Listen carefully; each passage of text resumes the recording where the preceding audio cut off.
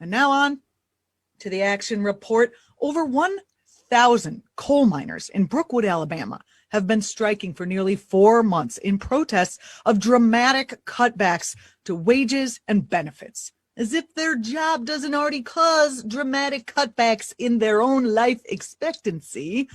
5 years ago, workers at Warrior Met Coal saw their pay slashed, paid holidays cut, no time off, they lost that, as well as the ability to earn overtime pay, which is important since many of these miners work over 16 hours a day so that we as a society can keep the lights on at Applebee's. We could talk about that later. Anyway, these mine workers watched their health insurance costs go way up while safety standards and working conditions went way down.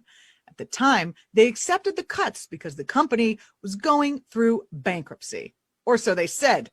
Because now that Warrior Met's finances seem to have improved so much that CEOs and shareholders are getting fat checks, the company is still refusing to share the wealth with the workers who sacrificed to save it.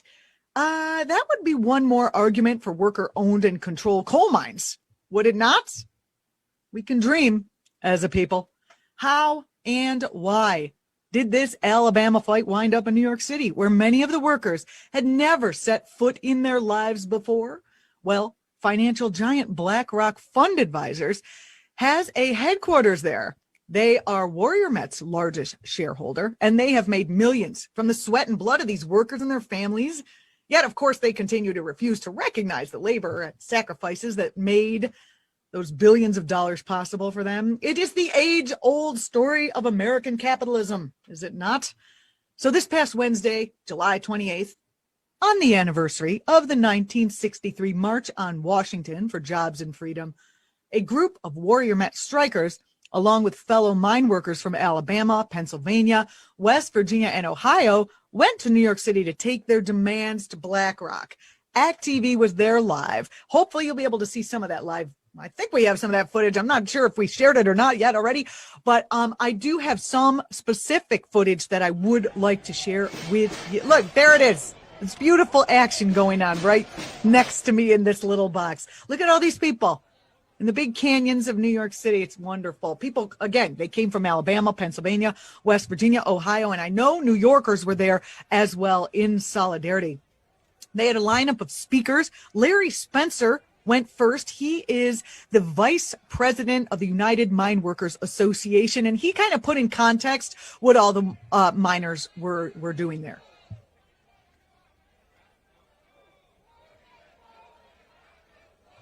We're right at about 120 days into a strike at Alabama against Warrior Met Coal. Jim Walters in 2016 went bankrupt. Warrior Met took them over. We took a lot lesser contract than what we normally do to try to keep that company going. And now they don't want to pay the profits back that we earned that company. And it's time to make a difference. And we're here to let BlackRock know that we're here today and we'll be back tomorrow if it takes it. If they don't like us in these streets, then they need to get us a contract. Do you hear that, BlackRock?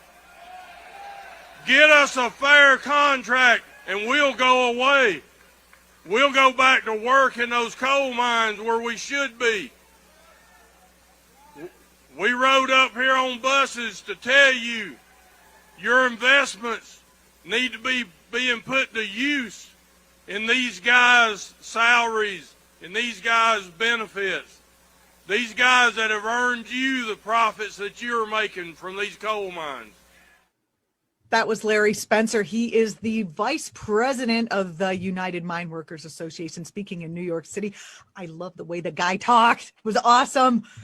We have a longer clip of Cecil Roberts. He is the Mine Workers Association Union president. And here he is. I love it. It's the best. Take a listen.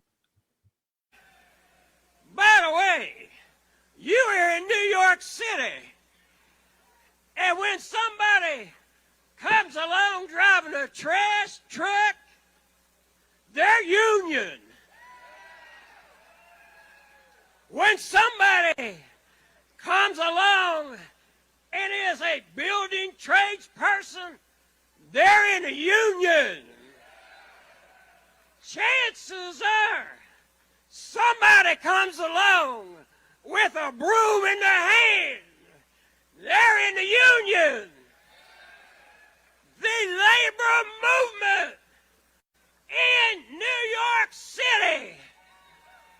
I love the labor movement in New York City.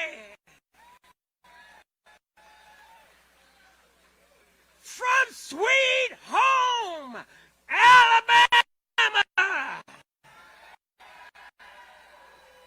the country roads, West Virginia, from Pennsylvania, my old Kentucky home, everywhere there's coal mine in this nation has shown up here today. But let's give our brothers and our sisters in New York City a UMWA thank you. UMWA.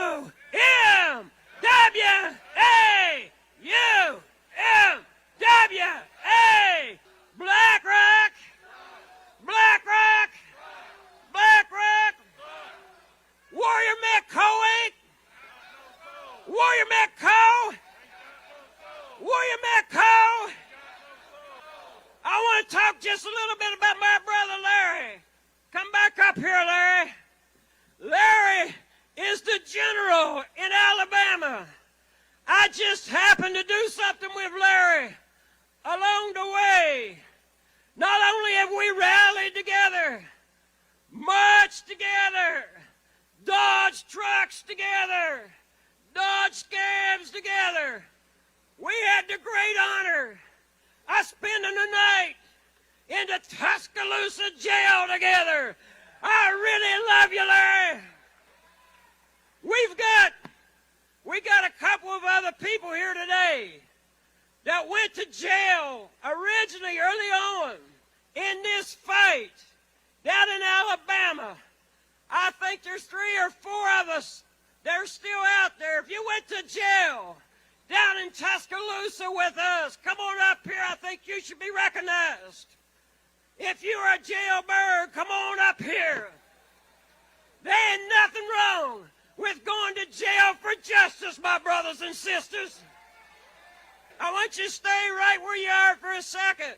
We got the auxiliary here with us. Come on up here, auxiliary. They've been feeding folks every week, raising money to get kids back to school as school openings approach in Alabama, finding ways to feed kids, lifting the children up, lifting the strikers up, visiting the picket lines. They're doing double duty in this strike.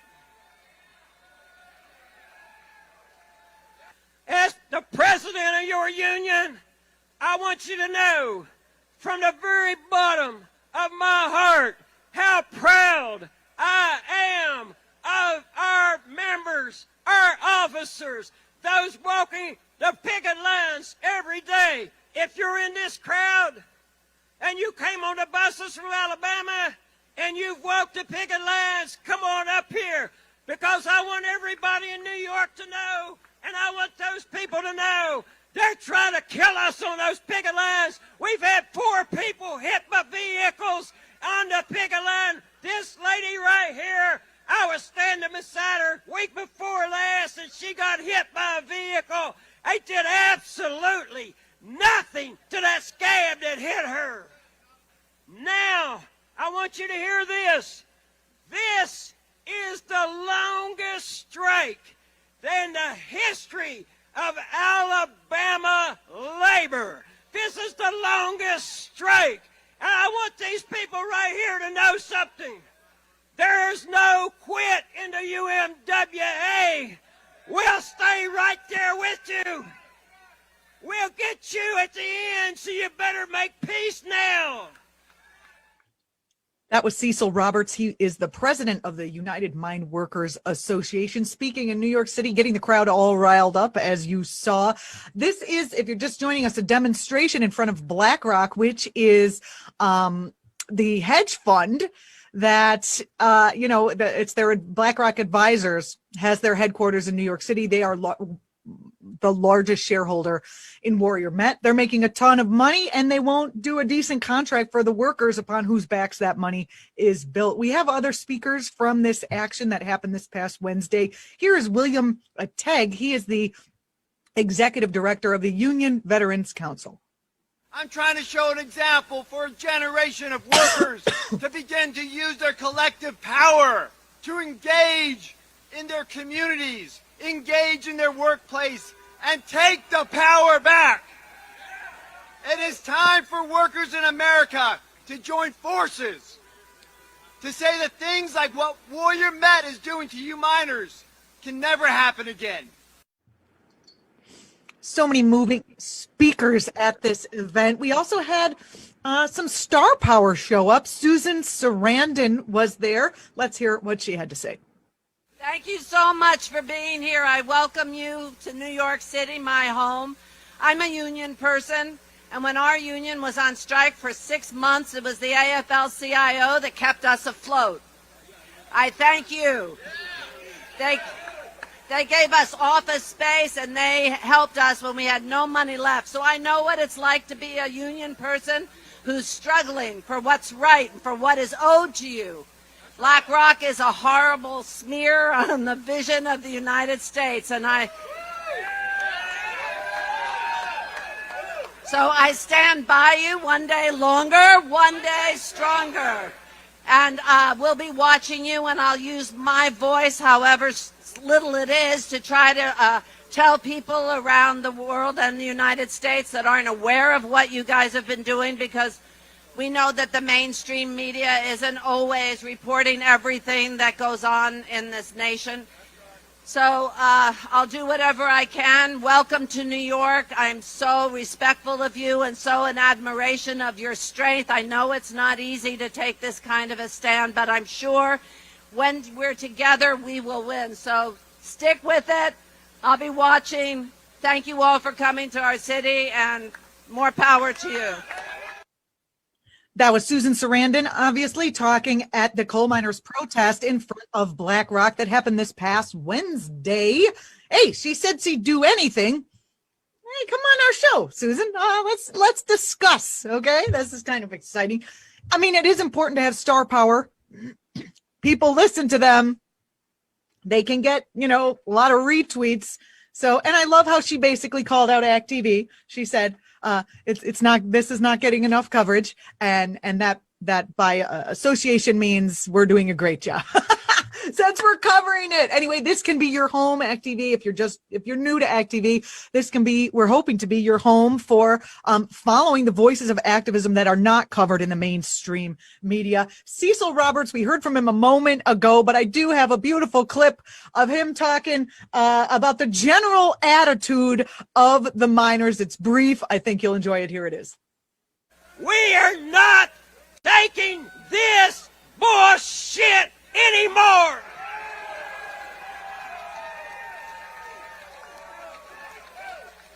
And if you think that it's been tough since April 1st to now, you ain't seen nothing yet.